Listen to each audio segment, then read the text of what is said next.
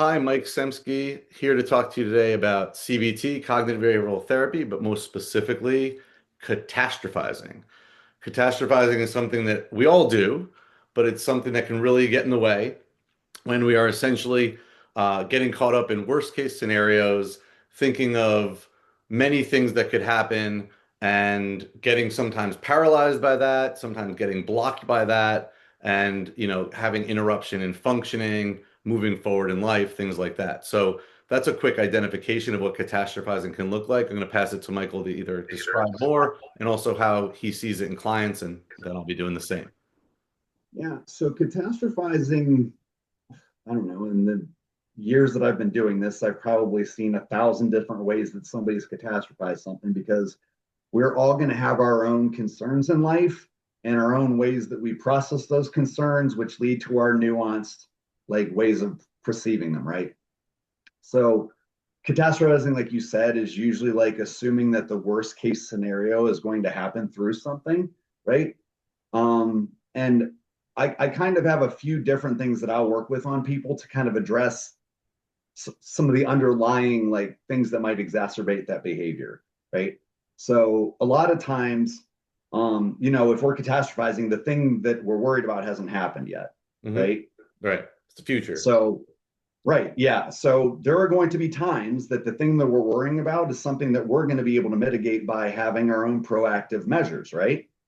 Right. So, It's like, not as it's predetermined yet. It is. right. So, as I'm having like a solution focused type of therapist, right? What I like to teach people is to try to identify those particular catastrophizing moments when their proactivity, right, building up their self efficiency. Yes, this problem's coming. I have these measures to be able to address it. That's going to help me limit this concern, right? Then sometimes you're going to have catastrophizing that's a little bit more distressed than dysregulated. So, for instance, Can you describe the um, difference between those two things, Michael? yeah. So, and what I teach people I work with is that we have two different types of stressors in our world. We have external stressors and internal stressors. So, external stressors we experience distress from. That's the type of stress where it makes sense. It's congruent. Like something bad is happening and it's not convenient and you don't like it. It's uncomfortable and such. Right. Now, the internal part of that is the part that I'll teach people that we don't need because negatively processing something that we don't like in our life isn't actually helping resolve the thing that we don't like in our life, Mm. right? Yeah. So, I like to teach people to identify that discomfort. I don't like this experience. I don't like this thinking. I don't like this feeling. And what can I do to address it? Not how do I feel about it, right? So, anyways, getting to catastrophizing, like there are some that you're able to get ahead of. Hmm. Those would be, kind of external things, but things that you can be proactive with. Sometimes they're going to be external things that you can't be. This is where distress tolerance and DBT stuff will come in, right? So, a diagnosis of something, say you have some sort of cancer or something, and you have to at least go through the treatment at the very least. That you might not die from this, but that's still chemo and shit's going to suck, right? So that is like congruently distressing, Hmm. right? But there's nothing you can do about it, and it actually is happening, right? Right. So now it's like proactivity and what kinds of self-care can I ramp up in this moment to mitigate the discomfort that's inherently going to come with this necessary treatment, right? And Right. that's a whole different approach. Still addressing not worrying about, oh my God, I'm going to have to do this and it's going to be like this and things you haven't experienced yet, which you might, but if you haven't, and if you can mitigate again through ramping up self-care, right? Then we're going to want to do that. But to reel it back into a bigger picture, what I like to teach people is instead of worrying about something that hasn't happened yet, Hmm. try to reel it back. I don't have my little cognitive square there, but experiences that lead to thinking, that lead to feeling, that lead to behaviors, right? Like if we're starting to do something or feel something we don't like, let's bring it back to the way we're talking to ourselves, see why it's eliciting that experience, and then change that, right? Yeah. That's definitely like the sort of starting, and yeah, I know what we're alluding to here is cognitive triangle. So thoughts, feelings, and action. So that initial thought about like, oh no, what if I can't do this or that is an undetermined thing. You picked a pretty heavy topic. I'm gonna honestly bring it down a few notches because that's a tough one for this topic, to be honest. Yeah. But if we go back to the topic of catastrophizing, something maybe more mild, I think it would be where there's actually a different approach that's not what's great about Michael and I's approach, just to name it, is these are different approaches that aren't counter to each other. So it's actually like you could do this and do this, or like see which actually works better for you. Because another catastrophizing response, which can be referred to as de-catastrophizing, you could de anything, right? So it's de-catastrophizing, is to actually play out some of the scenarios mentally.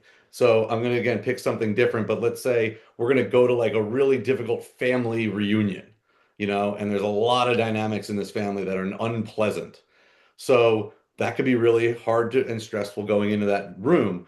But if I'm catastrophizing, then my head's going, oh, when I see Aunt Bess, she's going to do this. And when I see Uncle George, he's going to do this. Oh, this guy's going to do this. And I don't even want to go here. And then maybe I don't even go because I'm just catastrophizing left and right.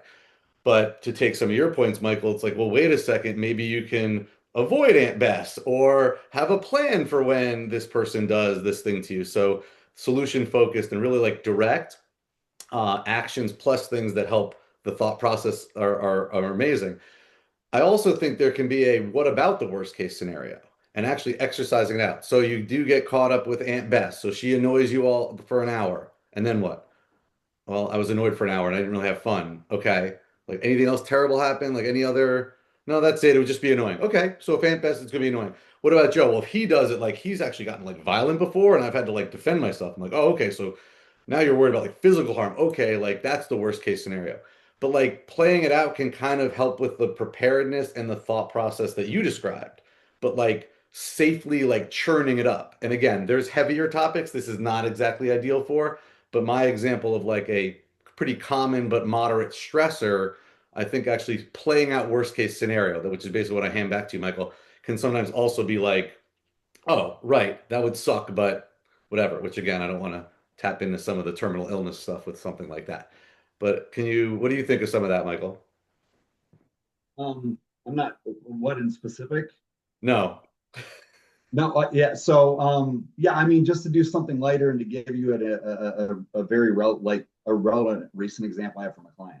Great. This is like a potential is a little bit more severe, but his catastrophizing is what made it the potential, not necessarily what was actually going on that he didn't know.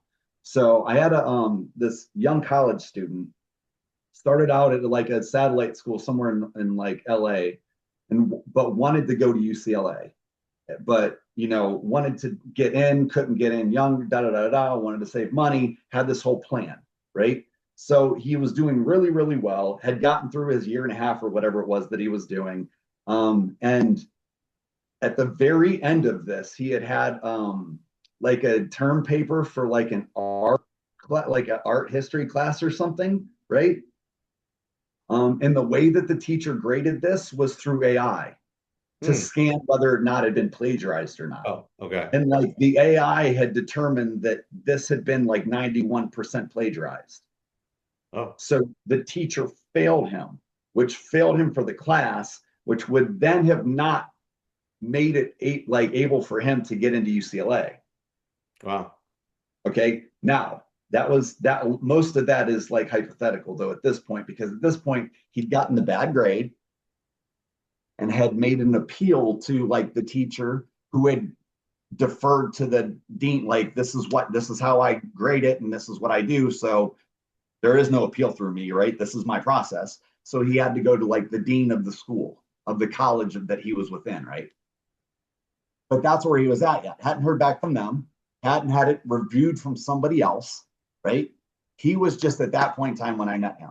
So what I told him was, and like the story I gave him that there's this Cornell study that this gentleman did about worrying. And he asked all these people to write down, to give a list of things that they were currently worrying about in their lives. And then a year later had them back and, checked in on all those things they were worrying about. Right. I forget what the sample was, a couple thousand people or something. But like, these won't be exactly right. But like, 85 some percent or something like that of people said the thing that they were worrying about never came to Yeah. fruition at all, That's right? the number I've actually heard is 85%. It's Someone, like 85, or I want to say it's 87 though, because I think it's like 12.5 or something that is the rest. Because like 87% of that rest of that 12% said that while their worry did happen, like it wasn't as bad as they thought it was going to be, it didn't come to fruition. Yeah. and they actually learned something from it. So like there was even a takeaway. Oh, Right, nice. right. Bonus. So that would leave then like 2 point something percent of people that said I was worrying about this thing where it actually came to fruition. And this is where we said sometimes you're going to have stressors in life that are real. And 12%? 2%. Oh. Like, so 85% said didn't happen at all. Then like 12 Oh, I point, see. You have a then like 12% not as bad. Okay. 12.5%, That's but not not as as bad. bad. So like 2.53% Right. of It people was said, actually yeah, I was worrying about this, and this is exactly what happened. So right. like that was like I gave that to him. I was like, look, you don't know yet. We don't know yet. Now, like the ramifications, right? If this failure goes through and you don't pass this class, then you won't get into UCLA. Like that's already even a known because you wouldn't be meeting the grading criteria. So like we can't worry that it's going to happen yet though. Like we want to be proactive with it, right? And he's like, makes sense what he's worrying about. And it's kind of big because it was this whole Of course. Yeah. messes up his whole plan, but like nothing had happened yet. Right. And like turns out upon his appeal, the dean of the college ended up looking at his paper, looked at the teacher's AI assessment, and determined There we go. that wasn't the right outcome. So like he ended up getting an A Hmm. on the paper, an A in the class, and was totally fine to graduate. Yeah, well, And that's like good. spent 5 weeks like absolutely stressing his mind out, not being able to eat, not being able to sleep. And like, yeah, obviously, I would never say it's to him, but it's like you spent that whole time. You could have been planning your move and all your new things and da da da. And instead, you're doing this. And I would never say that to him and wouldn't want him to process it like that. But it's what played out like that. He Right. Well, stressed out a non reality for so long, right? And it was yeah. great. A game that it drove him to getting into therapy and processing it, but it was catastrophizing. Yeah. And he was part of the 85% that didn't happen. I want to go Like at through all. Yeah. the questions that can kind of help with this. Pretty standard questions. They're called Socratic questions from Socrates. And two that come to mind, there's a bunch, and we don't need to do all of them, but some specifically for catastrophizing. I mean, there's one that's straight up is, am I thinking of the worst case scenario or a likely scenario? So that's a very easy teaser outer. But another one is, am I making any assumptions or any exaggerations? Like those are two, right? We all know the assume thing, but like assumptions, exaggerations, or only focusing on what supports this fear. I go to again, the reunion, and there's that annoying person, but am I also paying attention to the other family I love seeing, or how beautiful the day is, or that the watermelon tastes good? I don't know. But here I am so focused on that. So a lot of it's like our lens, and the Socratic questions can tease that a little bit. So, I named a few there, but go ahead, Michael. Yeah. So, I mean, I know you don't want to bring up other distortions, but like in those Socratic questions They that do you're, overlap. well, you're going to have a lot of co-occurring. Yeah. Right. So in that moment when you're building that mindfulness, being like, what am I processing and why am I processing it like this right now? What you'll end up finding out is that like you're doing a discounting the positive. Mm, So what experiencing right now? Have I ever experienced this in a way where it didn't turn out like this? Oh yeah, the last time I talked to Grandma Sue, she didn't get mad about me being gay or whatever. And she was actually asking me how school was going and was like really nice otherwise and didn't even bring up the fact that she doesn't agree with this lifestyle thing of mine. Right? right. Like there are contrary experiences Yeah. where it wasn't like that. So Yeah. that would be discounting the positive. And so learning the other distortions can be really helpful when trying Of to course. assess. Yeah, I think that one too, like the catastrophizing thing, like you said, it's like you're not like you're saying that paying enough attention to the positive. The other thought you have there though is like what is your own like expectation? Also looking, but what you also talked about there that I meant to even describe earlier, I did like what's the worst case scenario, but that process can also have what are other possible scenarios? Could you go and grandma's kind, Aunt Bess is cool or not even there, and like you have actually allowing our brain to be flexible, malleable to other possibilities is also some of the decatastrophizing and like entertaining of those, and especially if we're really locked into the worst case scenario.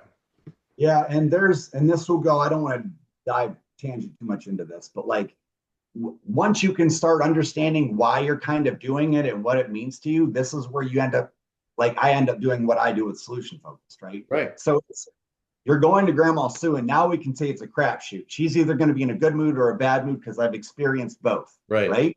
So then it's like, well, what does mine need and what bothers me the most?